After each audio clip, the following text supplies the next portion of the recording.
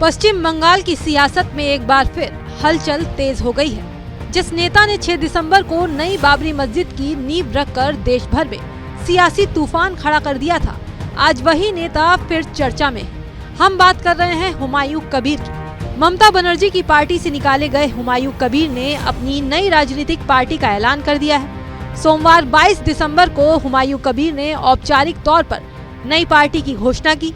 नाम रखा गया है जनता उन्नयन पार्टी। उन्नयन यानी विकास। हुमायूं कबीर का दावा है कि उनकी पार्टी जाति, धर्म या तुष्टीकरण नहीं, बल्कि सिर्फ आम जनता के विकास की राजनीति करेगी।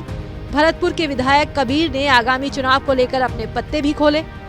बेलाडांगा में जनसभा को संबोधित करते हुए कबीर ने कुछ उम्मीदवारों के नाम बताए, जिन्हें उनकी नई पार्टी राज्य में 2026 के विधानसभा चुनाव में मैदान में उतारेगी।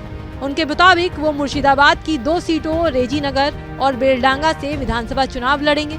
कहा जा रहा है कि जनसभा के आखिर में हुमायूं कबीर ने वंदे मातरम के नारे भी लगवाए। वहीं पत्रकारों से बात करते हुए तृणमूल कांग्रेस के निलंबित विधायक हुमायूं कबीर ने आरएसएस प्रमुख मोहन भागवत पर भी बयान दिया। हुमायूं कबीर ने मोहन भागवत के बाबरी मस्जिद निर्माण को लेकर दिए गए बयान पर कहा कि वो मोहन भागवत का सम्मान करते हैं, लेकिन पश्चिम बंगाल में अशांति फैलाने की आशंका से वो सहमत नहीं है। उनके मुताबिक हम दंगा जैसा यहाँ कुछ भी होने नहीं देंगे।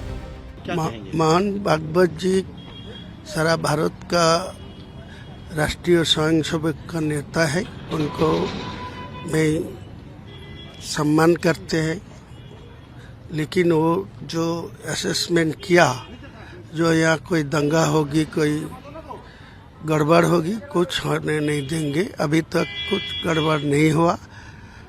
उनका गवर्नमेंट का जो गवर्नर है बंगाल में, और गवर्नर जी पहले ही बोला मेरे को होम अरेस्ट करके घर में रुकना, तो नहीं रोका, लेकिन कुछ हुआ, कुछ नहीं हुआ।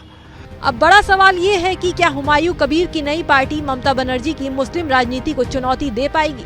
क्या जनता उन्नयन पार्टी पश्चिम बंगाल की राजनीति में नया समीकरण बनाएगी, या फिर ये सियासी प्रयोग भी सीमित दायरे में सिमट कर रह जाएगा? फिलहाल हुमायूं कबीर ने अपनी नई पार्टी के जरिए बंगाल की सियासत में नई बहस जरूर छेड़ दी है। देखना होगा कि जनता उन्हें कितना समर्थन देती है।